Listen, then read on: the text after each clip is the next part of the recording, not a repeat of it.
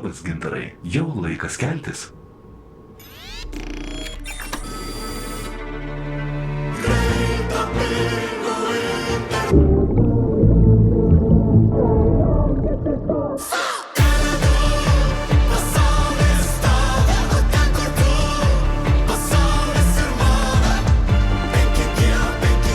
Tele2 5G namų internetas. Dabar tik 15,90. Tele2. Kam mokėti daugiau? Iš tokio šarmo ir galimybės tokios kažkaip viską praplėsti ir turėti tokį nestandartinį premjerės variantą gausi, tokia kažkokia kvailystė su iniciatyva.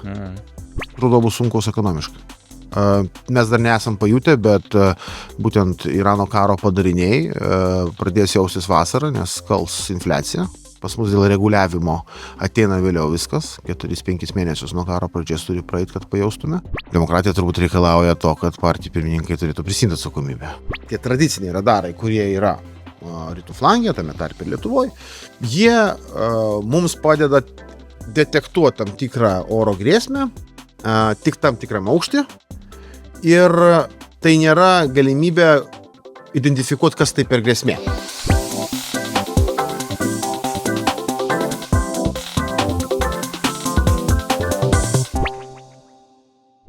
Labadiena, sveiki, mėly. Sulaukia vasaros, sulaukia geresnių orų, geresnės nuotaikos ir kitų dalykų, tačiau politinės aktualijos ir gyvenimas Lietuvoje nestoja. Ir šiandien pas mus, šiandien redakcijai, užsuko pirmą kartą į mūsų didžiąją studiją Tėvynės sąjungos Lietuvos krikščionių demokratų pirmininkas Laurynas Kasčiūnas. Sveiki, Laurynai. Sveiki, malonu. Sveiki.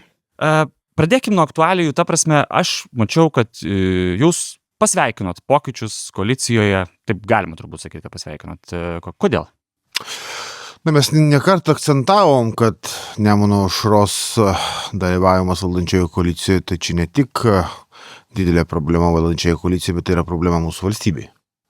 Valstybės autoritetui, iš esmės, pažvilgtelkime jų balsavimus, strateginiais valstybei klausimais, ypač gynybos, saugumo srity.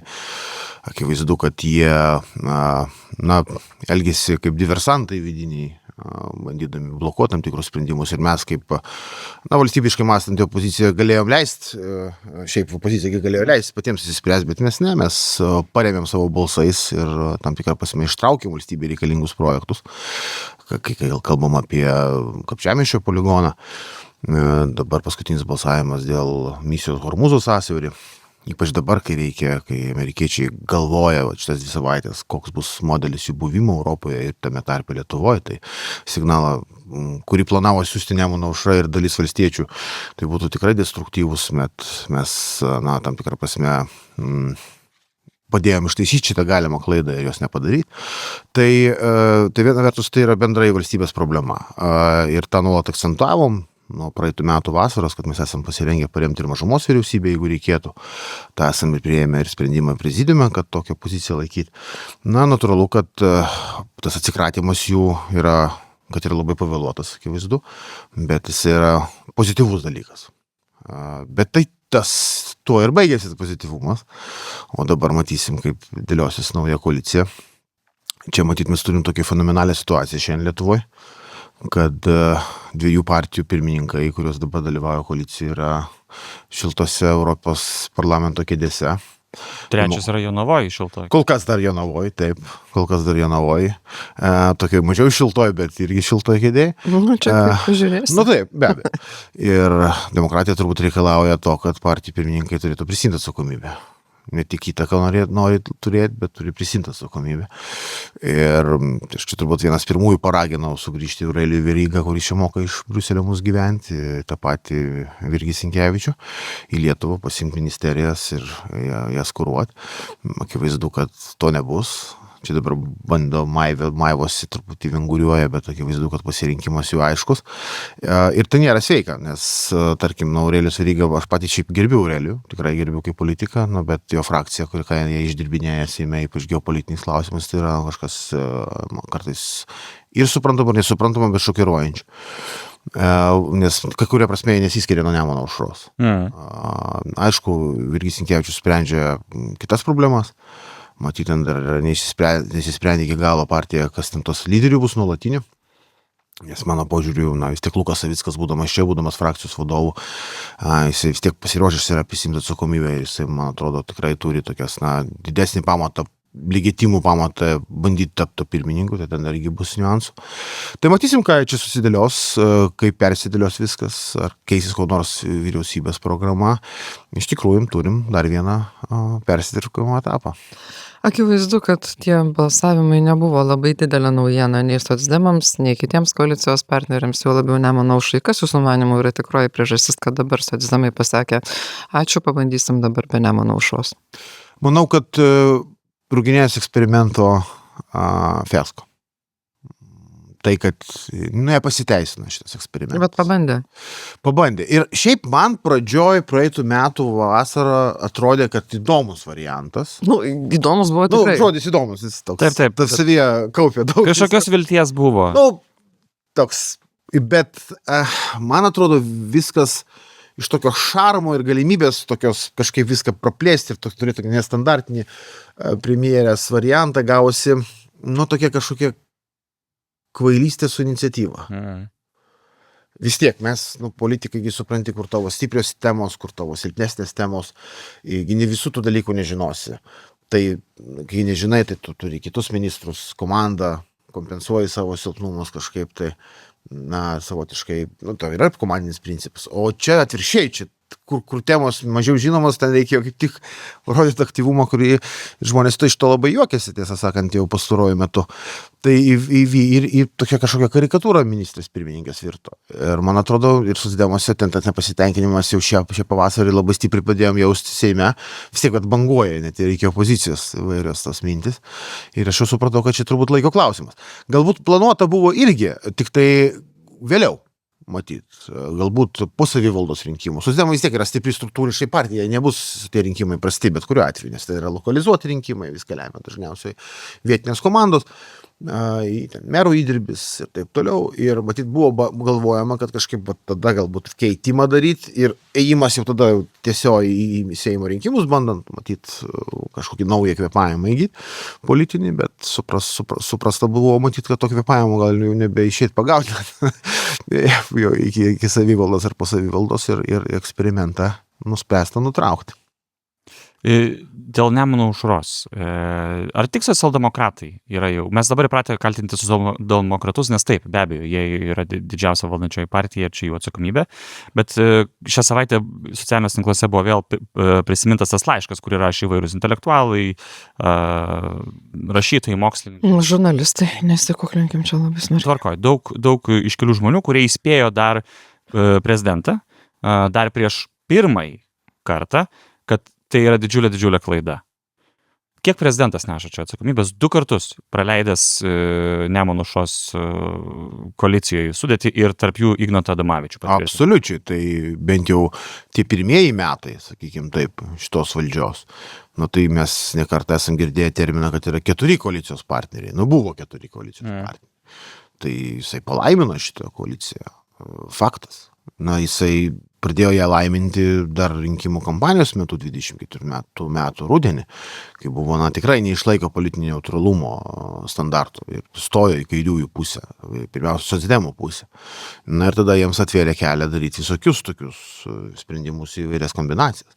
Tai čia, man atrodo, akivaizdu, tada tie metai praėjo ir jam, matyt, prezidentui sunkiausias politiškai periodas buvo praeitų metų ruduo. Kai prasidėjo kultūros sąjūdis, kai prasidėjo judėjimas už laisvą žodį ir pilietiški judėjimai, kurie davė rezultatą, akivaizdu turi visuomenė mūsų vidinės jėgos daug dalykų sustatyti, keisti. Ir tada jis tikrai buvo atsitraukęs, nebuvo jokios pozicijos. Jis realiai stovėjo po medžiu. Ir mes pamatėm, kaip tai atsiliepė jo visuomenės pasitikėjimo rodikliuose. Man atrodo, nuo sausio jisai suprato, kad nebegalima tapatintis visiškai su šita valdžia, pakeitė savo strategiją, tada padarė tokį, sakyčiau, man atrodo, pakankamai drąsų žingsnį, kai nuvažiavo į Kapčiamiestį, tai sakyčiau, tai toks pozityvus veiksmas buvo, leidęs perlaužti galbūt ir patį procesą poligono steigimo. Ir tada jis jau pradėjo šiek tiek, distanciją laikyti su dabartiniais valdančiaisiais. Jau ne tik, ar ne, pamatėm, akivaizdu dabar dėl registrų centro duomenų nutekėjimo skandalo, kai bandė viską prisidengti iki teisminių tyrimų, nuslėpti nuo visuomenės, jis, sakykime, tą šydą nutraukė ir sako, ne, sako, tu turėjai išeiti ir pasakyti.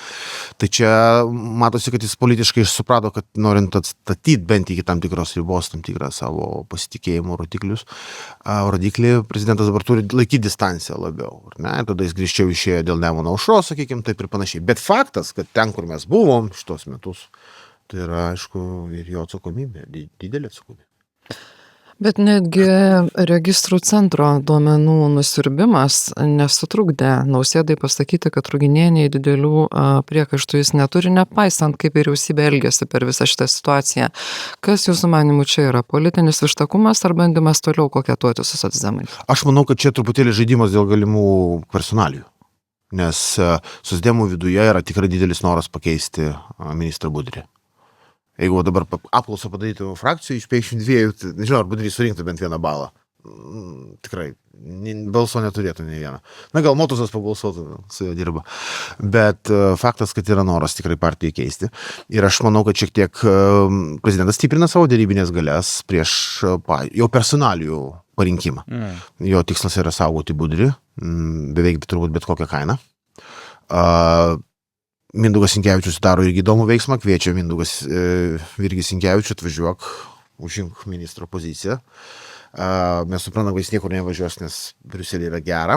Nes Blinkevičiūtės variantas. Absoliučiai. Ir tada, aš manau, kad čia toks taktinis veiksmas buvo, kad mes dar pakalbėsim ir dėl premjero, mes dar pakalbėsim ir dėl ministrų, jis tokį, manau, padarė tokį pleištuką dar pabandė įkaltą. Aš, politiškai galiu suprasti, tokia dėrybinės taktikos stiprinimas, vadinkim tai. Bet aš manau, jis puikiai supranta, kad Ingos Ruginienės istorija yra baigėsi. Akivaizdu, ypač po vakarykščių vteko sprendimų dėl tų kelionių, iš mūsų visų pinigų užsimokėti už visą šeimą kelionę. To čia visi norėtume tai pakeliauti, bet ne juokas čia. Tai čia, man atrodo, viskas aišku. Bet jis turbūt dar bando tą tokią distanciją laikyti dėrybinę. Tai nes kviesis ministrus, tas procesas gyvus. Ar manau, iš čia tiesiog didina dėrybinę galę. O jūs labai užtikrintas, kad nebus nei Virginijaus Sinkevičiaus, nei Aurelijaus Verygos? Užtikrintas 100%. Jokiais formatais. O jūs kažkokių žinių turite, kažkokių indikacijų? Ar... Turiu loginį mąstymą. Ne, aš suprantu, kad Vilijos Blinkevičiūtės kelią renkasi, bet juk... Išskyrus, kad gal nemeluoja taip tiesiai. Aš čia dėl tų, dėl socialinių garantijų. Bet... Aš pataisykit mane, jeigu klystu, bet yra buvę kitokių atvejų. Gabrielius Landsbergis anksčiau biškį laiko pasitraukė, kad ten 2016 ar kitais. Tai tu gali rinktis tą kitą kelią, tai aš tiesiog... Gali, bet nesirinks turbūt. Supratau. Aš gal, yra tų vilčių, gal norės imtis tos atsakomybės. Turėtų būti demokratinė šaly, taip. Premjerė Ruginienė tikrai rekordiškai, sakykime, prastas pasitikėjimas, ta prasme, kad ji net neturėjo jokio medaus mėnesio. Iš karto ji buvo pakankamai priešiškai sutikta, nepalankiai sutikta visuomenės. Dabar bent jau viešoje erdvėje sudaro įspūdis, kad jeigu Mindaugas Sinkevičius imsis atsakomybės, tai visi tokie tarsi atodusis, Mindaugas Sinkevičius ateis. Bet kodėl visi galvo, kad Mindaugas Sinkevičius bus daug geriau už Ingą Ruginienę? Matot, kai tu esi kontekste ir bet koks kitas variantas atrodo jau kažkokia viltis, kad keisis. Matyt, yra bendras turbūt toks mąstymas. Aišku, patyrimas visai kito lygio yra žmogus, jisai, matyt, solidumas bus atsiras iš karto, šiek tiek didesnis, ypač kai komunikuoja, bandys krizės valdyti. Matysim, aišku, čia viskas ne taip paprasta. Bet aš sutinku, kad čia gali būti toks kelių mėnesių pasitikėjimo kreditas. Yra, čia sociologai vis laik vertina, kiekvienoje šalyje po rinkimų yra tam tikras pasitikėjimo kreditas. Kiekvienoje šalyje skiriasi, pas mus irgi yra skirtingi atvejai. Atsimenat, Algirdas Butkevičius. Viskas labai įdomiai atrodė, 12 16, ne tas periodas. Nu, bet jisai buvo vienas palankiausiai vertinamų ir partija stovėjo socdemų visą laiką labai aukštai iki 15 metų ten pradžios. Gal net ir antros pusės, kol nei Kalafioro skandalas neįvyko, kur ten iššoko kainos, ir darbo kodeksą, kai jis patvarkė ne pagal kairiųjų ideologiją, pagal dešiniųjų ideologiją. Ir tada jau jis pradėjo nukrito, bet apie 3 metus jis turėjo tą pasitikėjimo kreditą, nors ir nebuvo turbūt pats stipriausias ministras pirmininkas. Žinot, su ko lyginsi, tiesą sakant, dabar su Inga Ruginienė visai gal neblogai ir atrodė Algirdas. Tai čia Paluckas irgi pusę metų buvo toks, sakyčiau, su galimybė galbūt netgi augti kaip politikas, bet tada prasidėjo istorijos, kurias mes visi labai gerai žinom. Aišku, dabar tas kreditas jis trumpėja, nes šiandien rinkimai jo tiesiog pokyčiai, bet manau, kad truputėlį pradžioj, trumpojo laiko turbūt turėtų socdemų atsispirti šiek tiek reitingas nuo žemės, nuo dugno, bet ar ilgam nežinau, nes ruduo bus sunkus ekonomiškai. Mes dar nesam pajutę, bet būtent Irano karo padariniai pradės jaustis vasarą, nes kals infliacija. Pas mus dėl reguliavimo ateina vėliau viskas, 4-5 mėnesius nuo karo pradžios turi praeiti, kad pajaustume. Tada ta infliacija gali persikelti į kitus dalykus, kai reikės šildymo kainas kontroliuoti, dėl to ne iš jo, ne iš to nepradėjo šnekėti apie tai, gal reikėtų grąžinti lengvatą PVM šildymui. Reikės galbūt kažkokių instrumentų kurti, amortizuoti, ypač jautriausiams socialiniams grupėms brangimą kainų, ypač tam tikrose srityse. Ir čia reikės resurso pažadų išdalinta pareigūnų klausimas, pavyzdžiui. Ir neatsimenat, padainavo vidaus reikalų ministras, patikėkit manim, kitais metais sutvarkysim, bet resursų tam nėra. Ir dabar jau turi būti prasidėti dėrybos dėl naujo biudžeto, o dabar kaip tik jis prasideda. Taip, kad čia mes turėsim labai rimtų iššūkių. Tai čia tas toks medaus mėnuo jis šiek toks bus. Tai gal mėnuo ir bus, gal 2 mėnesiai, 3, bet po to ruduo gali viską grąžinti atgal. Čia toks sudėtingas, šiaip į sudėtingą laiką eina Mindaugas Sinkevičius, bet matyt kito pasirinkimo neturėjo. Jeigu nelyginsim Sinkevičiaus su Ruginiene, kuriai pralaimėti labai reikia didelių pastangų lyginime, bet šiaip jis sako, kad yra atsparus korupcijai po jo televizorių ir telefono žmonai už mokesčių mokėtojų pinigus. Po to, kokia buvo jo pozicija Palucko bylų atžvilgiu. Ar apskritai jis išlaiko tą standartą politikui? Tas standartas pas mus dabar jau toks, kad sunku kalbėti apie jį netgi, sakyčiau, ypač šitos valdžios kontekste, tiesą sakant. Ir čiagi dar viena priežastis, kodėl turi visi prisimti atsakomybę. Mes iki Plintuso nuleidom tas kažkokį standartą. Čia irgi Žemaitaičio visų šitų skandalų, visų ryšių su kriminaliniu pasauliu padariniai. Aišku, tos visokios fekdos istorijos, kurios irgi čia kažkur kažkaip šmėžuoja nuolat ir taip toliau. Ir tas pripratina žmonės, ta prasme. Ir šiaip bendrai mes pamatuojam visuomenės tam tikras nuostatas kai kuriais klausimais. Tai keičiasi šiek tiek ir visuomenės nuostatos. Korupcija nėra ta dabar top 3 problema, tarkim, Lietuvoje. Jis jau nusileido šiek tiek žemiau. Sunku pasakyti, kodėl. Ar dėl to, kad galbūt valdžia pripratina prie to. Tiesiog. Gali būti ir taip. Nes tai irgi, bet yra blogai. Tik noriu pasakyti, tai yra blogai, bet tas jaučiasi. Tai čia kaip žiūrėsi. Čia matyti kaip žiūrėsi. Aš tik manau, kad žmogus turi teisę į šansą, turi teisę į galimybę pabandyti, pažiūrėti dar kartą. Manau, kad Mindaugas turi tokį šansą. O kaip jau čia dėliosis viskas, kaip čia jam pavyks tą testą išlaikyti, čia laiko klausimas. Ar jūs užsiminėt apie iššūkius, kurių laukia nueinanti Ruginienės vyriausybė, kokias jūsų matymų, gal pradėkim tada nuo problemų, ar ne? Po to gal prie kažkokio pozityvo prieisim. Kokių problemų ir iššūkių palieka, jūs užsiminėt šiek tiek apie pareigūnų darbo užmokestį ir infliaciją. Kokių dar tokių einančių problemų jūsų matymų didelių nepadarytų, kur būtų, sakykim, vyriausybės darbo aplaidumo dėka, palieka Mindaugas Sinkevičius? Man atrodo, krizių valdymas Lietuvos valstybėje yra labai svarbus dalykas. Man atrodo, tai, kas čia buvo bandoma valdyti ir su tais pačiais balionais, ir su dronais, ir dabar su registrų centro duomenų nutekėjimu, man atrodo, tai ne taip turi būti valdomas krizės. Daliai mūsų visuomenės jau tiesiog yra principas, čia man tiesiog nelyskite mano gyvenimą, susitvarkysim savo gerovę, bet užtikrinkit saugų dangų ir saugią šalį. Didelė dalis visuomenės jau taip mąsto. Tai rodo ir gerovę, tam tikrą prasme, kad jie jau susikūrė patys, žiūrėkit, čia viskas tvarkoj, mes dar ir padėsim, bet tiesiog pasirūpinkit saugumu. Jeigu dar reikia, mes galim prisidėti kažkur. Ne? Tai mes jau turim didelę dalį visuomenės, kuri taip mąsto. Bet tam reikia valdžios, kuri valdytų krizes, kuri sugebėtų tokių sudėtingų geopolitinių laikotarpių išlaviruoti. Ir man atrodo, tas jos silpnumas ir tas toksai, jau mano minėtas toks bėgiojimas su iniciatyva kiekvienoje srity, kur tu neišmanai, nesukūrė ne tik įvaizdžio, bet ir pasitikėjimo valstybę, kuri galėtų valdyti krizės. Ir čia, man atrodo, yra silpniausia vieta jos. Ir ypač kas čia įvyko su registrų centro duomenų nutekėjimu, tai akivaizdu, kad tai yra, neįtikėtina. Ir ypač tas faktas, kad didelį laiko tarpą visuomenė buvo neinformuota. Lygiai taip pat ir su, mūsų oro gynybos pajėgumų stiprinimu, ar ne, prie naujų grėsmių, prie paklystančių dronų. Tai tu turi vis tiek, truputėlį kitaip, turi išsikvieti, reiškia, mūsų visas jėgos struktūros atsakingas, tai sudėlioji planą aiškiai, pasakai ambiciją, duodi tvarkaraštį, parodai, kur yra, kada tu turi būti jau pasirengęs, kada turi daugiau matyti, kada turi daugiau identifikuoti, kada jau turėsi priemonės nukenksminti šitas bepiločius orlaivius ir taip toliau. Ta inercija biurokratinė, kuri yra visą laiką, jinai bus įveikti. Ir matyt, jai čia ne jos pasaulis, man atrodo, jinai to nesuprato, kad netgi tai reikia daryti. O šiaip tai turbūt pasimėgavo tos 9 mėnesius ministravimo, premjerministro darbo, ir matyt, pakabins portretą ant sienos, gal jai to užtenka.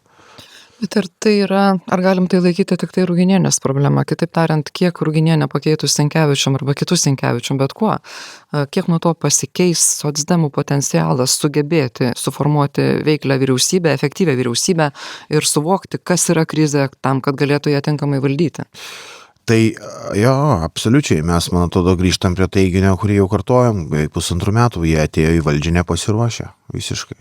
Nepasiruošę valstybės valdymą kaip tokiam. O jau kalbėti apie krizes. Ir čia didelis klausimas, iš tikrųjų, kaip jiems čia toliau seksis. Vėlgi su tų krizių valdymu. Priklausys, aišku, nuo krizių pobūdžio ir taip toliau.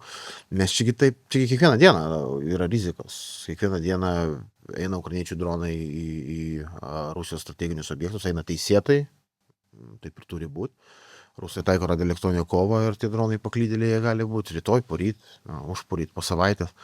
Ir tai dabar mes dar čia turim tokias geras baigtis, ta prasme, kad jie kažkur praskydami, jų nerandam, nusileido, nepataikė, žodžiu. Miške nukrito žere. Miške nukrito žere, o jeigu į gyvenamą namą, o jeigu į kažkur tai su tragedija, tarkim, nedaug dievė, aišku.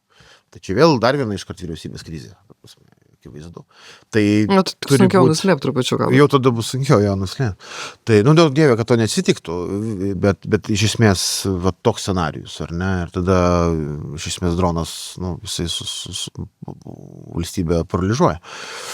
Tai šią prasme aš nesu tikras, kad ir pakeitus kažką šitoj vietoj mes turėsim kažkokį didesnį gebėjimą valdyti krizės, tokio pobūdžio krizės. Gal perėsim prie saugumo, kadangi čia jūs kalbat, aš tik tai nueinant, kadangi anonsavau žiūrovams, tai norėčiau tada ir užduoti klausimą. Viskas tik blogai, toks kartais susidaro įspūdis, bet gal yra kažkas, kas jums iš opozicijos stebint patiko 9 mėnesius žiūrint? Kažkokias stiprybės, nežinau. Iniciatyvos. Ne, man patiko ministras pirmininkės požiūris į futbolą. Okay. Tai su futbolu susiję. Tuskas ir futbolas, diplomatija futbolo, ar ne? Taip. O čia geras buvo. Jei pavyko 2 dienas dėti tą atidarimą. Taip, iš tikrųjų, matot, bendrom pastangom gerą radom darbą, pagirti reikia Inga. Tas buvo futbolo diplomatija yra svarbu. Tai, kad premjerė mėgsta futbolą, man patinka. Ir dar, kad Vilniaus Žalgirį. Galiu papasakoti atvejį, kai kartą Ukrainos Lenkijos pasienyje mes rodėm video, kur susitinka Lietuvos ir Lenkijos premjerai ir draugė su Lenkijos pasieniečiais nutarėm, kad mūsų gražesnė. A, ne? Taip. Okay. NATO oro policija prieš porą dienų numušė dar vieną droną. Čia tas vienas Latvijos regionų gyventojas nufilmavo tą vaizdą, po to visi puolė dalintis tarsi kaip tokį, ir jėgos parodymą, bet tuo pačiu metu, suprantam, kad tai yra itin nepraktiška Rafaeliais numušinėti dronus. Tai yra brangu. Taip, nepraktiška brangu. Tai kiek ilgai mes dar taip kovosim? Gerai. Dabar yra suformuoluotas planas, kuris pagristas yra 500 milijardo eurų, kad mes turėtume per artimiausius galbūt 2 metus pagrindinius ramščius daugiasluoksnį oro gynybai. Dabar kaip jinai yra kuriama? Gerai, pirmą pradėkime nuo mūsų probleminio lauko. Bet čia ne tik Lietuvos, bet ir kitų rytų flango šalių, kai kurios šiek tiek toliau nuėjusios, bet tik šiek tiek.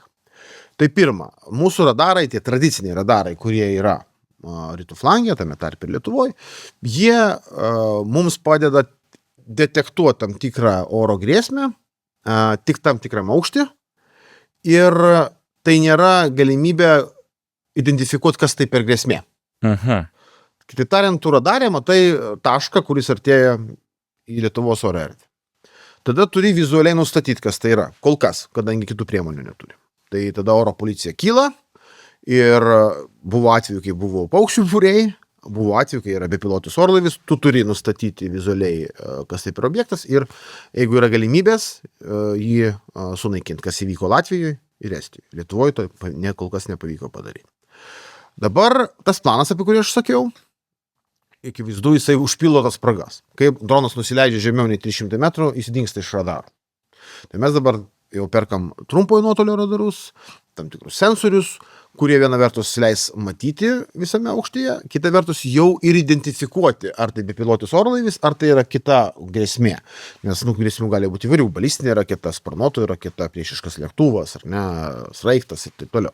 Matot, kaip atakuoja rusai ukrainiečius, tai, sakykime, 95% šachedų ukrainiečiai jau neutralizuoja, sugebėjo tą padaryti, bet balistinių raketų jie negali neutralizuoti, nes neturi pakankamai Patriot sistemų. Kažkiek neutralizuoja, bet labai nedidelį skaičių. Tai va čia yra silpnoji vieta dabar kol kas ukrainiečių, bet tai, ką jie savo jėgom padarė, neutralizuojant šachedus, tai yra unikalu. Unikalu ir tik tai imk, mokykis ir bandyk įdiegti. Problema, kad kol kas ukrainiečiai neeksportuoja savo technologijų. Čia atskira tema. Tai mes dabar tą planą, kurį pasitvirtinom, pagal jį pirkimai vyksta, kai kas atvyksta, integruojama ir taip toliau. Per 2-3, sakyčiau, iki metų gal jau daugiau matysim, panašiai. Tada jau galėsim kažką kalbėti apie tai, kad mes jau daug maž kontroliuojam. Bent jau matom, kas vyksta virš mūsų. Nes kol kas dabar ne visada matom. Taip. Ir tada einam į kitą etapą, tai yra, jis lygiai greičiai eina, tai yra įsigijimai susiję su tą vadinamąją soft kill ir hard kill. Tai soft kill yra radioelektroninės kovos priemonės, kurios gali spūfinti, džeminti dronus. Džeminimas tai yra nukirsti drono operatorius ir drono ryšį, tai tada slopinamas, o spūfinimas yra sudėtingesnis dalykas, tai tu gali pakeisti koordinates, tai dėl to tai ir užklysta dronai čionais, kai smegenys yra tenais pakeičiamos koordinatės ir jis, kol turi kuro, jis gali skraidyti nevaldomai. Didelis klausimas čia tiesiog ateičiai, ar rusai gali ne tik užspūfinti chaotiškai pakeisti kryptį, O kaip nori? o kaip, pavyzdžiui, nustatyti Lietuvos Respublikos Seimą, tarkime, ne, sakykime taip. Čia dar yra klausimas. Ir yra, Ar jie gali perimti Jo. valdymą, jūs turit galvoje? Tikrai taip. Tai čia nėra iki galo atsakymo, ar tikrai gali. Sudėtinga, bet yra teorinė galimybė, kad irgi gali įvykti. Tai dabar mes truputėlį tada jau eisim į tos priemonės, kurios leis mums radioelektroninę kovą taikyti ir, aišku, kinetiškai naikinti ne iš 300 kartų brangesnių raketų dronus. Bet jeigu jūs galvojate, kad tas planas, kurį mes turime, leis mums viską kontroliuoti virš Lietuvos vykstančius procesus, mūsų oro erdvę, ir apsaugos visus mūsų miestus ar strateginius visus objektus, taip nebus. Ir čia yra problema, kad tai bus dalinis tik sprendinys, netgi kai viską įgyvenysim, viską įdiegsim, išmoksim, išsiteniruosim, ar ne, tai irgi užtrunka. Tai mes turėsim tik dalinį sprendimą, tik tam tikriem koridoriam, tik tam tikros erdvės apsaugom ir panašiai. Ir nieks negarantuoja, kad ir toliau negalės būti incidentų, kurių mes nepastebėsim. Todėl mes privalom kalbėti, bent jau teoriniam lygmenį išsiaiškinti, jeigu mes norim sukurti lietuvišką dangaus skydą. Kas tai yra, kokių sistemų mums reikia ir kiek tai kainuotų. Jeigu mes nepajėgus to padaryti, taip ir pasakysi, bet mes turim pamatyti visą paveikslą. Tai mes komitete privertė dabar ministeriją įsipareigoti atnešti tą paveikslą. Tiesą sakant, mes opozicijoje irgi dirbom darbą ir kitą savaitę opozicinį darbuotoją pristatysim, kaip mes matom tą lietuvišką skydą. Bet labai aiškiai reikia suvokti, kad tai, kas suplanuota daugiasluoksnio oro gynybai, tai nebus panacėja ir nebus sprendinys toks, koks galbūt yra, kokį mes įsivaizduojam. Bet matysim visuomenės sluoksnius. matysim tam tikrose koridoriuose, tam tikrose zonose, pasakykim taip. Matysim daugiau, bet nebūtinai viską ir visada. Čia yra rimtas klausimas. Čia yra rimtas klausimas dėl mūsų gynybos politikos prioritetų. Ir taip jūs visiškai teisūs, kai kalbate apie tai, kad naikintuvas, jie naudojami ir ukrainiečiai oro pajėgas naudoja.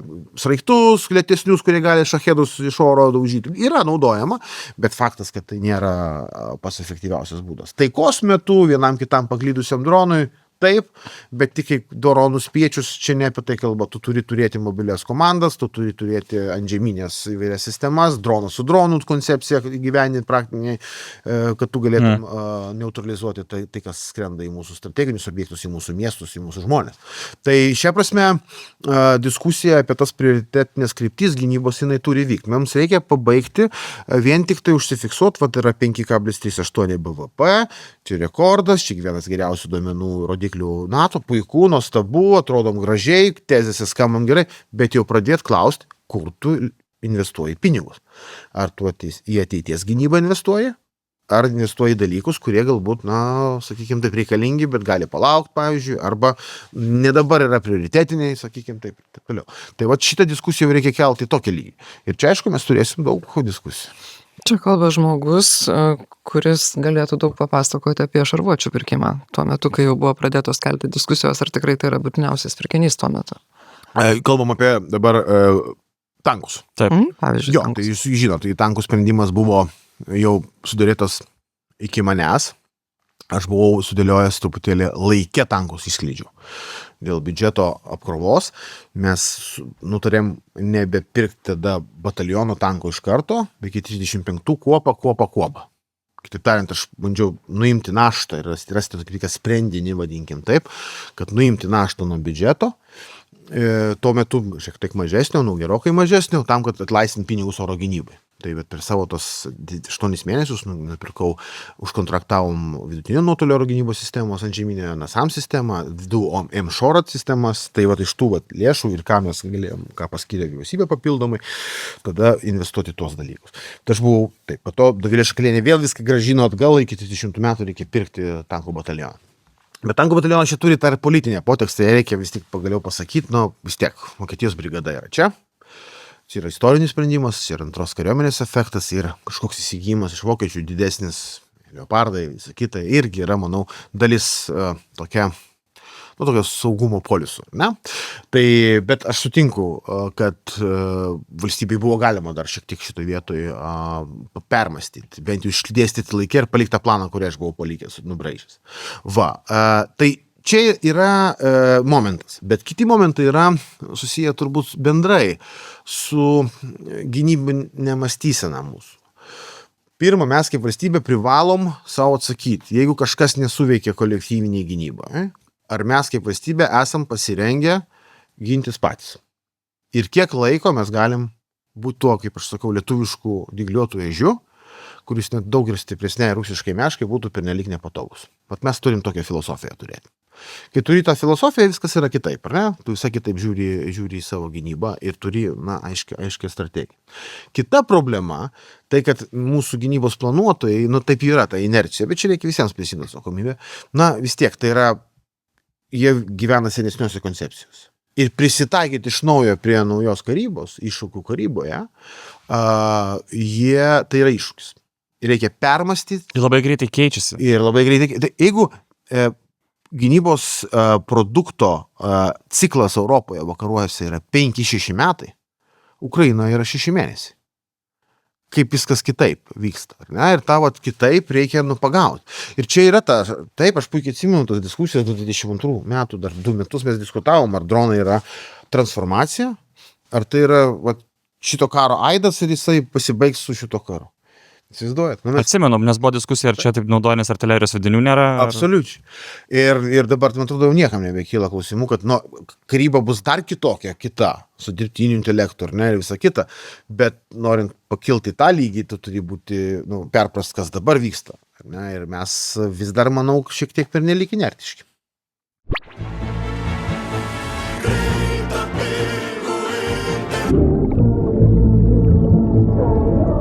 Tele2 5G internetas jau pasiekė 2,7 milijonus Lietuvos gyventojų. Tele2. Kam mokėti daugiau?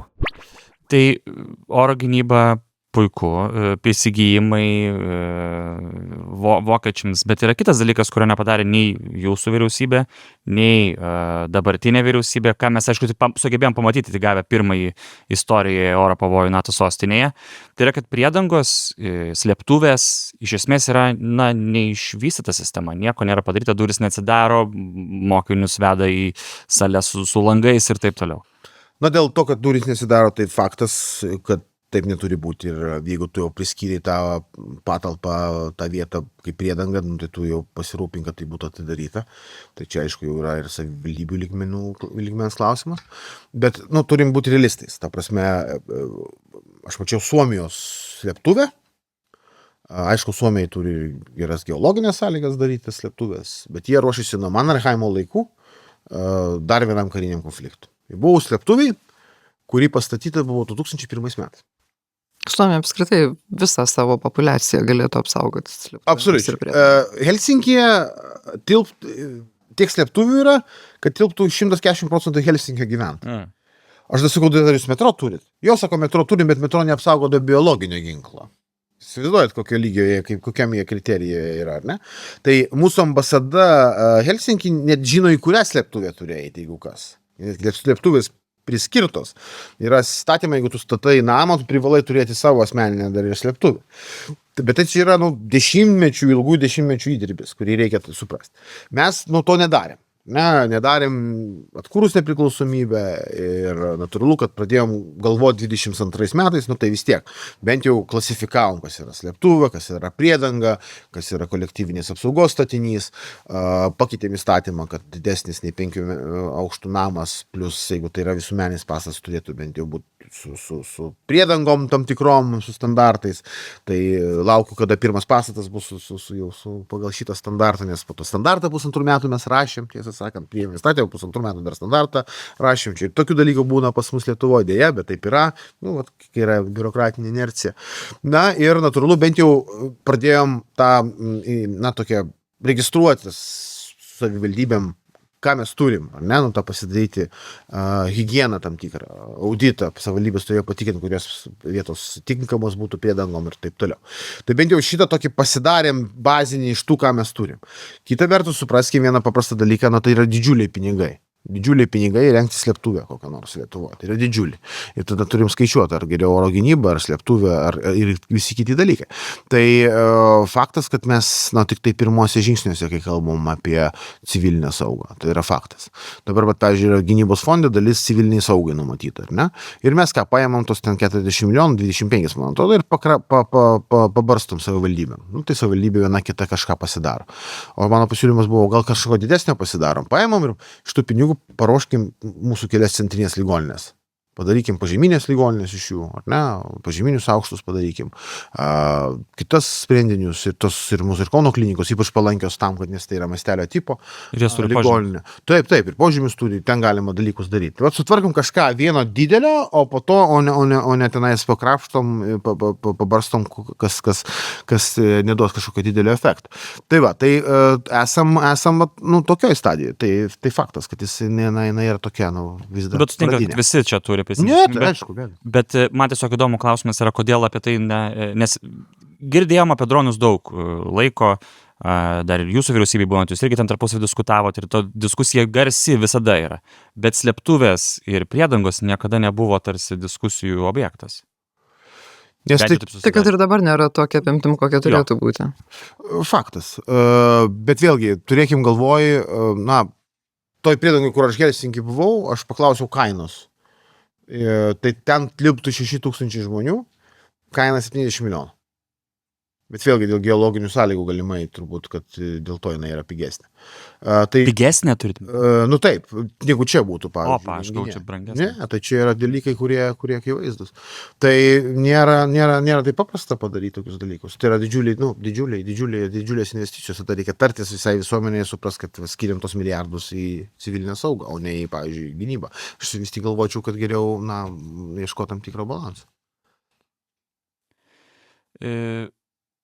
Aš prisimenu dabar jau nepasakysiu kiek laiko, bet kai keitėsi paskutinį kartą krašto apsaugos ministras, tai yra iš Dovilės Šakalienės į Robertą Kauną, buvo tokia frazė, per 3 naktis galima išmokti. Ko nežino, išmoks. Jo, kažkaip taip, čia Rasa. O Jozas Olekas, klasika. Tai. Ne, Rasa Budvytytė, man atrodo. Ai, Rasa Budvytytė, atsiprašau, Jozai, atleiskit. Bet... Ar išmoko? Ar pavyko? Na, aš turiu, nežinau, čia toks klausimas, bet kaip sekasi ministrui? Šiaip, jūsų poziciją žiūrit vis tiek kritiški esat. Jo, bet dalykiškai kritiški. Tai va, tai įdomu. Manau, kad sekasi geriau, negu aš galvojau. Nesakau, kad tai kažkokia aukščiausia lyga tai yra, bet manau, pačiai sistemai dabar šiek tiek yra geriau. Nes turėjom daug emocinių iššūkių prie tos ministrės, kur labai sunku buvo dirbti bendrus darbus sistemoje, kiek aš ten jau mačiau ir jaučiau. Kita vertus, kažkokio tokio, inovatyvių sprendimų, kurie galėtų kalbėti apie tai, kad mes čia vejamės tendencijas, turim proveržį gynyboje ar ne, nėra viskas pagal planą, dar prie mūsų sudėliota divizijos pilno operacinio pajėgumo planą. Kitaip tariant, mūsų tikslas yra, kad 30 metais Lietuvos kariuomenė sukurtų pirmąją pilno operacinio pajėgumo diviziją. Logika plaukia divizijos kūrimo iš NATO gynybos planų, kad su kitom pajėgom mes atgrasytume arba gintume mūsų valstybę. Viskas kaip ir tvarkoj, susiję tik tai tada eina ta nauja karyba ir klausimas, ar mūsų šitie planai, į kuriuos daugiausiai investuojam pinigus šiandien, yra adekvatus, kad mes pagautume naujas karybas. Ar visam NATO nereikėtų permesti? Absoliučiai. Ir procesai prasidėjo, atsirado tos grupės, kurios tą masto transformaciją ir taip toliau, bet vėlgi, supraskime vieną paprastą dalyką. Norint transformuotis, reikia suprast, kas yra tokia sąvoka kaip ekosistema. Dabar debatai dėl dronų. Kam dabar pirkti dronų, taip sako, jeigu jie pasens? Aš sakau, žiūrėkit, bet jeigu mes neskirsim pinigų bepiločių orlaivių įsigijimam, ypač iš mūsų pramonės, kuri galėtų su mūsų mokslininkais, universitetais sukurti tą inovacijų ryšį su pramonė, o kariuomenė aiškiai pasakytų, ko reikia mūsų pajėgumams, iš pramonės, ką mes galim padaryti Lietuvoje vietoje, ar ne? Tai tą trikampį, jeigu nekursim, tai mes niekados neturėsim ir visą laiką vėluosim. Tai niekados nespėsi prieš krizinę situaciją kažką nuo lentynos susipirkti. Tu turi investuoti į bepiločius orlaivius. Tai nėra pati brangiausia priemonė. Tu turi juos testuoti. Ukraina priima juos išbandomi realiai kovos lauke. Tu testuoji, atnaujini, atgal į pramonę, eini į priekį, nes technologiškai judi ir kuri tą vadinamą ekosistemą. Ir taip čia šiek tiek gali klaust, kam tu perki, kad po to, žinai, bet tu rėmi Ukrainą, per paramą Ukrainai, iš principo tu rėmi savo pramonę, o per tą paramą pramonę, per jungti su mokslu, tu kuri tą ekosistemą. Ir tada tu tobulėjai ir eini su naujausiam technologijom. Štai šito, jeigu mes nepadarysim, mes atsiliksim nuolat. Nuolat būsim atsilikime. Arba tam tikrus dalykus mes privalom gaminti čia vietoje. Minų gamyba, pavyzdžiui. Kodėl mes negalim minas gaminti? Tai dabar pažiūrėsim, ar čia pavyks, čia iš skandalo lygiai išėjo tas projektas. Pažiūrėsim. Nes dabar, pavyzdžiui, po šaltojo karo daug minų gamyklų užsidarė Europoje, liko Suomijai Forsitas, bet ten eilės tokios, reiškia, kad ten žmonės, valstybės ateina su pinigais ir sako, mes tiek pajėgumų neturi. Tu privalai tokį dalyką gamintis vietoj, sprogmenų gamybą. Tokie baziniai dalykai, jos čia reikia gaminti. Yra ir pozityvių. Lygiai aš noriu priminti, kad prieš 3 metus susikalbėjom, kad rusai 10:1 su visų NATO pagamina artilerijos sviedinių 1,55 kalibro Rheinmetallio dėka. Dabar persvara jau kitoj pusėje yra. Ir mes daugiau už Jungtines valstijas pasigaminam sviedinių ir panašiai. Tai įmanoma šiaip jau padaryti. Be abejo, tai įmanoma, bet vis tiek dar kol kas vakarai fragmentuoti šitoje vietoje. Jie fragmentuoti. Tai nėra pramonės revoliucijos. Yra evoliucija, yra naujos gamybinės linijos, bet nėra naujų fabrikų. Taip, Rheinmetallis yra šiek tiek išskirtinis atvejis. Bet įsivaizduojat, kokia būdavo problema. Mes perkam, pavyzdžiui, Panzerhaubicas, turim jas, ne? Dabar perkam Cezarius prancūzijos. Netinka tas pats. O čia gamykla statoma dabar, ne? Baisogalų, reikia pasakyti. Taip. Ir klausimas buvo dėrybos pirmas, tai turi būti tik šaudmenys ir tam. Ne, sako, tik tiem. Sakau, tai taip neveikiam. Tai padarykit, kad tiktų ir tiem. Tai išsprendėm dėrybose, kad taip būtų. Bet vėlgi, įsivaizduoju, kad kiek vakarų pramonė buvo frakcionalizuota savo, reiškia, standartais, tam tikram taisyklėm. Kiek čia rusų ten 152, tu dėk kur nori, bet visom sistemom tinka. Taip, čia dar tų darbų daug reikia nuveikti. Tai čia nuo šito atsispiriant šiaip visai gerai būtų įdomu paklausti. Tai kaip jūs šiaip matot bendrą saugumo situaciją? Gerai. Pradėkim nuo Bet gal Hormuzą šiek tiek... Jo, Hormuzą nelyskim, Hormuzą. Jis vienoje vietoje tik svarbu šiuo atveju mūsų regionui. Pirma, matau pokytį gerąją pusę, noriu pabrėžti. Nors tą sunku matyti, sakyti taip, šitam kontekste karo. Tai yra procesai ir tendencijos fronte Ukrainai. Ukrainiečių ta vadinamoji nepraeinamumo zona, ta vadinamoji dronų zona, kurią mes esam labai aiškiai konceptualizavę, ką valstybė reikia padaryti, leidžia jiems dabar vystyti tą didžiulę nuostolių kampaniją, kurį sukelia rusams. 1:6, ar ne, taip toliau. Ypač šitie mėnesiai, šių metų yra akivaizdus įrodymas, kaip ukrainiečiai sugeba technologijoms stabdyti priešininkus. Sujudėjimas kažkoks į tą zoną atvykimas, detekcija dronų, siuntimas iš keliasdešimties kilometrų kovinio drono ir tu kali prieš. Taupai savo žmonės, saugo jų gyvybės, o jie atakuoja į dronais. Čia yra vienas dalykas, kuris veikia. Tada tolimojo smūgio šitos galimybės, kurios išvystytos, čia yra kažkas unikalaus. Labai pigus dalykas. Yra skaičių, kad ant 1 milijardo tik tai investavo eurų už tą pajėgumą. Įsivaizduoju, kiek dar potencialų. Pataikomumas galbūt 10-15%, bet kadangi tai pigu, tu gali jiems tas davonėlius siūsti. Tu vargini jų oro gynybą visiškai. Atiminėjai visus resursus. Tu juos demoralizuoji. Tu iš principo ta karo ekonomika stabdai per naftos eksportą, ten Olandų lygos gniaužtas esanti Rusija. Ir tu jau dabar, tu turi kortą, čia kažkas klausė, kur jūs tavo kortos, visi savo švava, turiu kortą. Jo, ir tas yra tikrai, nesakau, kad lūžis kažkoks, sakykim, kad čia būtų galima dabar viską perimti ir taip toliau, bet tikrai didelis svarbus kozeris. Jie jau pasiekė visus okupuotose zonose, visus taškus gali pasiekti. Krymą jau gali pradėti izoliuoti, matom. Tai jau izoliuojasi, jau traukiniai atkirsti veža autobusais iš Simferopolio į Kerčę, nes kitaip negali pravažiuoti. Taip mes turim pokytį. Ir tas laiškas čia ne šiaip jis parašytas, manau, parodė, žiūrėk, mes tau ką tu, kur tu, ar ne? Taip, jie ir toliau gali darytis baisius smūgius iš balistikos, ypač iš balistikos, ar ne, nes šachedai susitvarko, daugiau mažiau, sparnuotas raketų guliai. Taip, šito dar čia ukrainiečiams bus sunku susitvarkyti, dėja, bet trūksta sistemų tam tikrų. Bet faktas, kad jie laikosi, pasikrato ir laiko. Mums tai reiškia, kad kiekvieną dieną rusai surakinti. Ne tik jau dabar surakinti, kaip buvo ir visus tos 4 metus, bet jie jau turi galvoti, kur mobilizuoti, iš kur resursą imti. Jie jau žūsta daugiau negu mobilizuojami. Jie jau senka. Jau prasidėjo, mesgi turėjom naratyvą, kad neišsenkama ten ta arodas ten tų visų gyvosios jėgos, o dabar jau pradeda sekti. Reiškia, gali atsirasti vidinių niuansų, kaip čia toliau tą užtikrinti. Tai mūsų požiūrių kalbant, aišku, solidarumas, brolystė ir tikrai pagarba ukrainiečiam, bet kita vertus mums tai yra surakinta Rusija ten, reiškia, kad čia kažko didesnio jie šiuo metu daryti negali.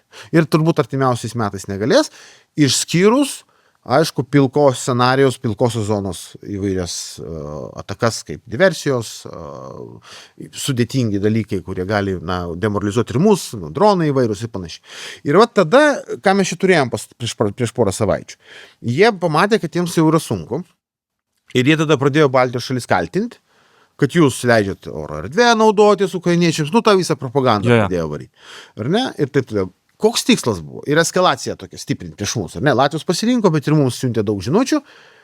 Ir tikslas yra, kad mūsų supriešins ukrainiečiais.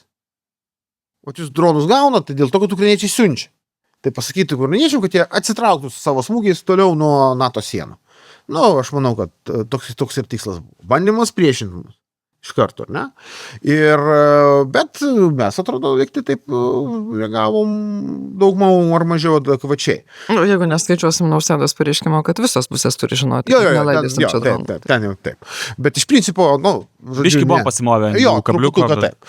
Buvom gal truputėlį nuo eskalacijos, norėjom pastovėti pavėsi, taip.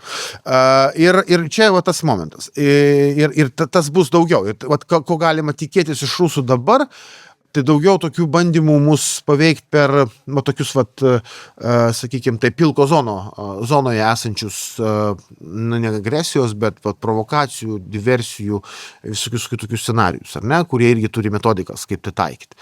Tai čia gali būti daugiau šito. Nekonvencinio pajėgų sutelkimo kažkokiam okupaciniam scenarijam, to kaip tik dabar tikimybė nedidelė, bet būtent pilkoj zonoje veikiančių dalykų, kurie žemiau 5 straipsnio, kai NATO daugiau irgi atsakymą kažkokio neduos, nes nebus, sakykime, įsiveržimo, bet tada, kaip mes reaguojam, koks atsakas, kuriam jiems dilemas, nekuriam ir taip toliau ir panašiai. Tai aš taip matau. Ir kitas, aišku, didžiulis klausimas, jeigu jau perinant į mūsų visą tą architektūrą, tai yra amerikiečių ateitis Europoje. Čia yra rimtas klausimas. Ir dabar, man atrodo, birželį mes turėsim aišku vaizdą, kaip jie čia toliau tęs misiją Lietuvoje, ar ne? Jūs turit galvoje, tą išvedame atseit rotacinę dalį, kuri nežinia, kaip bus atrotuota atgal. Ar jinai bus atrotuota ir kokia jinai bus, kokio pajėgumo bus, kokiu skaičiumi jinai bus. Šitas turėtume sužinoti per birželį. Ten visai labai sudėtinga ir aišku, čia jau tas atvejis, kai įsijungia valstybinis požiūris, čia galim dabar visiems išstoti, žinai, ir pasakyti, kad jūs čia diplomatinį pralaimėjimą patyrėt, nesugebėjote išsaugoti, nes visi rodikliai geri, kodėl nepriėjote prie Baltųjų rūmų. Mes to nedarom, suprasdami, kaip sudėtinga sprendimų priėmimas yra Pentagone, baisiai sudėtingas, koks yra tos takoskyros tarp Pentagono ir generolų Amerikos esančių Europoje. Viskas sudėtingiau.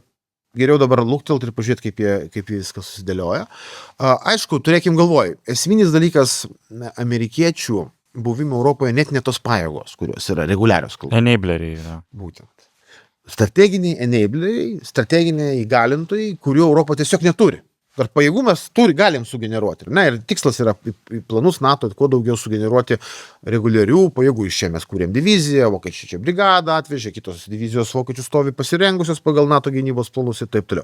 Bet yra tokie dalykai kaip žvalgybos pajėgumai, visas satelitų tinklas, daugiasluoksnė oro gynyba, antibalistiniai pajėgumai, precizinis tolimasis smūgis, logistiniai kai kurie pajėgumai, kurių Europa neturės dar bent 5 metus, o kai kur 10 ir 15 metų.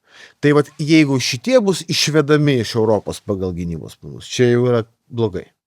Ten viena kita brigada, tai čia dar galima gynybiškai mąstant, išgyventi, kitaip tariant. Yra psichologinis efektas, ar ne? Yra politiniai niuansai, pasitraukimas. Blogai žmonės čia dabar Lietuvoje, žinot, kurie daro verslą, jie labai stebi. Žmonės sako, labai reaguoja, nekilnojamo turtų rinka labai reaguoja į tokius dalykus geopolitinius. Kai kurie įmonės išvedinėja pinigus ir investuoja į Varšuvą, į vakarus nuo Varšuvos, žodžiu, ir taip toliau, psichologinė vyslos linijos. Vis dar yra. Yra. Ir taip toliau. Tai čia šitą mums reikia, kad mes būtume saugus, ar ne? Ir tas saugumo jausmas būtų atsirastų. Tai amerikiečių ateitis matyti yra ta, kuri jų dabar šis svarbus klausimas mūsų visai architektūrai. Aš pats dirbu dabar Liaudies partijos, IPP, Europos Liaudies partijos, kažkas vadina gynybos ministru, juokauju, čia pasigirsiu, ne. Grupės, kuri rūpinasi gynybą vadovu. Esu išrinktas, bet su Andrium Kubilium tiesioginiam ryšį nuolat. Tai mes dabar bandom konceptualizuoti, ką reiškia abipusios pagalbos klauzulė ES sutarty. Tas 42.7 straipsnis. Nesolidarumo, bet abipusios pagalbos. Jinai yra įdėta, bet nieks nežino apie ką jinai. Tai dabar bandom, nedubliuojant NATO, rasti receptą, kaip šalis gali sukurti tą tokį playbooką, ar ne, įrankių dėžę, kokius dalykus sudėti į tą, reiškia, straipsnį, kad jis taptų operacionalizuota struktūra ir jeigu kažkas su NATO solidarumu įstringa, pavyzdžiui, galim turim svarstyti ir scenarijų B, kaip Europa tada suveikia. Nedubliuodama NATO, bet kažkaip kitaip. Tai dirbam ties tuo, aišku, tai vėlgi reikia daug laiko kainuos įsakyti, bet jau prasidėjo darbas ir jau čia lietuviai prie to prisideda. Dėl amerikiečių. Mes čia visi kalbam dėl atsitraukimo. Reikėtų pabrėžti, kad apribota yra, net ir norint be kongreso pritarimo, kuris galbūt už 10 mečių ir bus 75 000, ar 73 000, dabar nepamenu, karių privalo būti Europoje kaip Europoje. Ir atitraukiami kariai, kas labiausiai stebina ir kodėl, kur jūs matot, nes aš daugybę čia metų girdim, kaip reikia dirbti su amerikiečiais ir čia visi politikai iš kairės ir dešinės stengiasi daryti, bet tas neduoda rezultatų su Trumpu, nes atitraukiamos pajėgos, tai yra iš tų vietų, kurios atrodo ir atitinka tarsi to, ko reikalauja. Jo. Tai kame čia problema? Keli momentai. Pirmiausia, aš dar pasižiūrėsim, kaip čia bus su tais atitraukimais, kaip čia Lenkija atrodė. Taip, iš tikrųjų, po to sprendimo, atrodo, palaukit, tai čia tiek visko, geri sąjungininkai ir nieko, ar ne? Yra pora momentų, kur nusileidai iš politinio lygmens į techninį lygmenį. Kai tu esi dislokuotas nuolatiniam buvimui, kaip tu Vokietijoje esi. Ramšteinas, visa kita, ar ne? Iš ten patraukti karius yra daug sunkiau, negu iš ten, kur tu rotuoji juos. Kur atvažiuoja 9 mėnesiam į vagonėlius, tarkim, kaip pas mus buvo dabar jau geresnės sąlygos. Pasisuki, pasiteniruoji ir išvažiuoji. Tokius atitraukti yra daug lengviau. Ir va čia tą reikia suprasti. Tai yra grinai gynybinio planavimo dalis.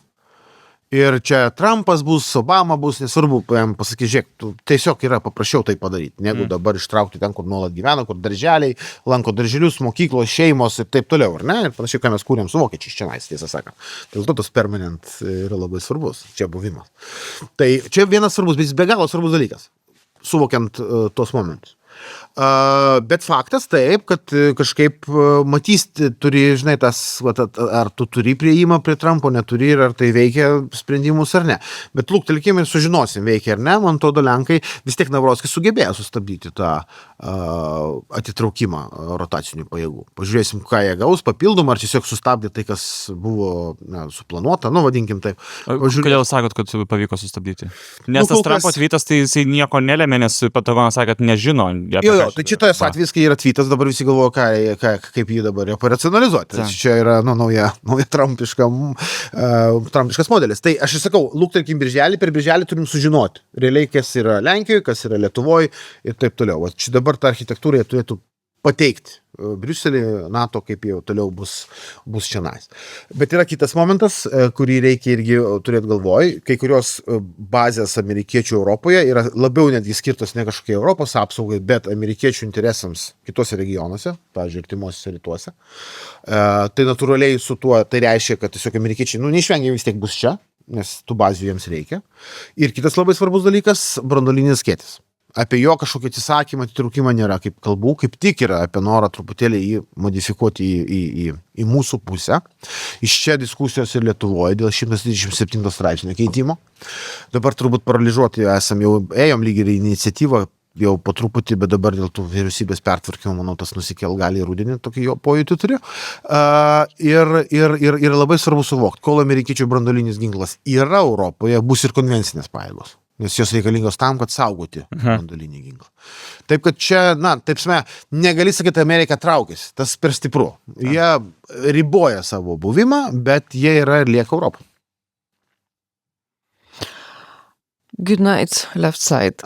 Kas čia buvo? Pokštas, patrolinimas, ar tiesiog tikrinate, kokiu keliu turėtų eiti partija? Buvo pokštas, supraskit, taigi aš futbolas, emocija. Emocija tokia, kaip čia pasakius. Sekmadienį vakaras, žiūrėkit, aš supratau, jūs nuvarėte į varžybas. Žalgiris laimėjo. Porą nealkoholinio. Underdogai, pergalė. Ir tada kažkoks buvo pasirodęs straipsnis, čia kažkokia simbolika mūsų tribūnų ir, mes, aš mėgstu paprotestuoti, kodėl čia, kas čia, ir nebuvau iki galo sukabinęs tos sąvokos, tiesą sakant, aš po to turėjau pasižiūrėti jau, ką jinai tenais, kokiam kontekste jinai naudojama. Bet po to jūs pats paaiškinau.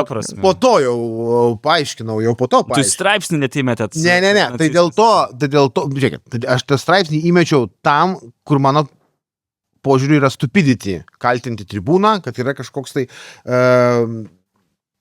žodžių rinkinys, kuris kažką reiškia. Žiūrėkit, ten yra cituojamas 99 metų kažkokios tai nevyriausybinės organizacijos ženklų sąvadas, kurių negali naudoti stadione. Su daugeliu ten sutinku dalykų, ko negalima, bet yra dalykai, pavyzdžiui, UPA vėliava. Žinot, kad pagal tą sąvadą, iš kurio plaukia ir šitas teiginys, UPA negali būti vėliava, negali būti Pabandykit stadionas. Lenkijoje parodyti. Žiūrėk, Lenkijoje taip, bet čia yra kiti dalykai. Bet Lietuvoje, manau, kad mes čia nieko neprieštarausim, nes daug kas mūsų dar tą UPA vėliavą ir kažkur ir turim šalia, ar ne? Tai kitaip tariant, aš noriu pasakyti, kad, nu gerai, tas UPA tai šūkis... yra Ukrainos sukilėlių armija, jo, kuri taip. kelia labai daug aistrų Lenkijoje ir Lenkija nori atimti Baltojo erelio ordiną iš Zelenskio dėl vieno už šitos armijos vadų pagerbimo. Taip, kai mes važiuojame į Ukrainą, aš irgi, jeigu lipduką turiu UPA vėliavos, aš nusiklijuoju iš pagarbos Lenkam, bet Ukrainą aš prisiklijuoju, nes tai yra svarbu ukrainiečių tapatybei. Tai yra jų stiprybė ir taip toliau. Tai va aš ką noriu pasakyti, kad, na, šitas vėliava irgi pagal tai yra, na, yra tam tikram draudime. Tas mūsų šūkis dabar Slava Ukraina, herojams slava, jis irgi turi tam tikrų istorinių šaknų, bet jis dabar yra, na, aukštumoje ir mes visi skanduojam. Tai kitaip tariant, reikia ir tą turėti galvoj, kad, nu, negali dabar per žodyną kontroliuoti žmogaus visiškai emocijų. Ta prasme, tai aš tik tai pasakau aiškiai, kad neturėjau jokio, pasakydamas, konteksto, tikrai ne. Aš esu dešinysis, tai reiškės, nesu leftas, Gerai. tai todėl aš tą, kaip aš ją supratau, tai aš paaiškinu, kaip mano nepritarimą komunizmui. Nu, tarkim, bet jūs žinojot tą frazę, ne pats sugalvojot. Ne, nes ne iki galo. Galėt kartoti. Jo, aš, žiūrėkit, ne, Akivaizdu, kad žinojot, nes nebūtumėt parašęs, jeigu jo, aš žinau, žinojot. kad jinai buvo panaudota tame straipsnėje ir aš galvoju, kažkuo jinai bloga. Aš tų visų istorijų perturbacijų ten iki galo nežinau. Bet kartu ir ją reikia skaityti taip, kaip aš ją suprantu, o ne taip, kad kažkur kažkas naudojo. Aš ją suprantu kaip mano prieštaravimą komunizmui. Čia buvo mūsų Patreonų klausimas. Nebijoju. Ja, aš norėjau tiesiog paklausti, nes man buvo sudaręs įspūdis, ir kadangi neatsiemėt tos niekur, nei atsiprašėt, nu, vat aiškinimas toks, kad jūs jie taip supratot ar ne. Aš buvau tokį net mintį turėjęs, čia nebandė Donaldo Trumpo padaryti, nu, kad erzinti kažkokią tai žmonių grupę, šiek tiek, trolinti grubiai tariant. Kartais net ir man kyla tokių norų, bet aš to stengiuosi nedaryti. Manau, kad erzinimo mums visuomenėje dabar mažai ko reikia. Mums reikia kaip tik kuo mažiau erzintis ir skaldytis viduje dėl tam tikrų vertybinių karų, kultūrinių karų ir panašiai. Todėl aš visą tai matyčiau daugiau, matot, futbolo stadionas yra irgi idėjų, emocijų, aistrų. Emocijų ir aistrų sutinku. Tai. Idėjų irgi. Yra daug darbų parašyta apie futbolo sportą kaip karo sublimaciją, pakaitalą tam tikrą, kur yra fanų grupės labiau dešinės, labiau kairios ir viso tai yra. Tai yra stadionas. Ir kai stadionas tavyje yra, ar ne, tai jis yra tavyje. Ir manau, kad to reikia, nes mes matėme atveju ir Ukrainoje, kai futbolo fanai daug dalykų padarė gerų valstybei, kai valstybė neveikia. Kaip kariuomenė buvo paralyžiuota ir taip toliau. Aš kalbu apie 14 metus ir kai savanoriai kūrėsi iš fanų judėjimo ir darė sprendimus ginant Ukrainą. Ir mes tuo turtingi. Kuo daugiau turėsim, žodžiu, tuo mes būsim stipresni, nes ten yra jėga. Ten yra emocija, ten yra jėga, ten yra įsipareigojimas ginti savo šalį, savo valstybę ir savo spalvas ir savo garbę. Ir tas yra svarbu. Ir aišku, kai tu esi tam emociniam lauke ir išėjęs iš jo, žiūrint traukiniu jau namo, nu taip, kartais reikia iš to galbūt jau emocinio išlipti. Nu, bet esu. Nesu šventas, galiu kažką padaryti tokio, kas galbūt nebūtinai visiems patiks. Čia jau Gražulio citatos. Jo, čia jau. O kodėl? Ne, o kodėl? Aš nesu šventas, tai čia nieko tokio turbūt. Tai ir esu autentiškas, ką aš dabar slėpsiu, kad aš mėgstu futbolą ir tam tikras, žinai, Bet ne dėl futbolo, čia žmonės įsižeidė, nes kas yra įdomu, tiesiog daugelis jūsų gerbėjų įsižeidė. Tas atrodo, negi jūs apie tai negalvojat. Nu, žiūrėkit, jeigu įsižeidė, tai atleiskit, bet mintisgi ne apie tai. Čia ne apie kažkokį rasizmą, čia apie mano požiūrį į komunizmą ir kairiąsias ideologiją. Kaip tai su futbolu susiję? Futbole tai irgi yra labai stipru. Pavyzdžiui, Glasgow Rangers gaudo Celtic. Takoskiria, kuri yra katalikai protestantai. Pavyzdžiui, komunistai, kurie čia vietoj? Lazio Roma. Racijo dešinieji, Roma labiau kairieji. Nu, dabar keičiasi. Livorno. O čia kokios buvo rungtynės, atsiprašau, Buvo. kad... Kauno Žalgiris ir kokios Žalgiris. Kurie čia leftis? Čia, sakyčiau, šitoj vietoj, sakyčiau, nėra skirtumų tarp grupių. Labai mes draugiškai. Mes su Kauno Žalgirio grupėm draugiškai. Su Green White Boysis draugiškai, nepaisant skirtumų. Kauno Vilniaus yra draugiškas santykis. Mažiau draugiškas yra su B tribūna, tai čia Vilniaus Ryto. Sakykime, čia yra, mieste Vilniuje yra. Ir šiek tiek ten kai kas bando pritraukti dešinę kairę. Sakykime, tai takoskirai. Bet tribūna būtų... Yra reiškės. Bet tribūna būtų kairė šiuo atveju? Labiau, nu, čia iš kokios varpinės Aš supratau. Man atrodo, to jūs gausit iš B tribūnos vieną kitą. Ne, aš tai nežinau, aš klausiu, kaip gali galvoja. Gali būti, kad gali tekti kada nors. Einam, gal Einam. elektroninės dalies. Ačiū labai visiems žiūrėjusiems viešą dalį. Jeigu norite dabar pasiklausyti, nes Linas Kasčiūnas padės mums pažvelgti šiek tiek į artėjančius savivaldos rinkimus, taip pat, ką Tėvynės sąjunga planuoja, taip pat apie partijos, nežinau, vidinę kovą ir vidinius įvairius niuansus. Tai pasikalbėsim Patreon daly. Jeigu jums tai aktualu, tai tapkite mūsų patronais. Jeigu to padaryti negalite, tai labai dėkoju, kad žiūrėjote. Ir tiesiog paspauskit patinka ir subscribe. Ačiū ir iki. Migracijos procesų valdymų, turim būti griežtesni šito klausimu. Manau, didžioji problema vakarų tradicinių centro dešiniųjų partijų buvo tai, kad pramiegotas yra migracijos lūžis. Nebuvo tinkamai į sureaguota. Tai buvo politkorektiškumo tabų sistema, kuri neleido politiniai sistemai labai aiškiai reaguoti tą problemą, o visuomenė atsirado lūžis ir atsirado far-right politinės partijos. Ta tam tikra reiksminga desperacija galbūt iš tolimesnės dešinės rodė, kad jie jau jaučia, kad mes su sprendimais ateinam į temą, kur neva tai yra jų monopolis. O mes sakom, ne, mes siūlom sprendimus. Tikrai, aš su daug ko kalbėjau dėl galimybės kandidatuoti, su daug ko. Aš jau paklausiu, su ko aš nekalbėjau geriau dėl kandidatavimo Kauno merą.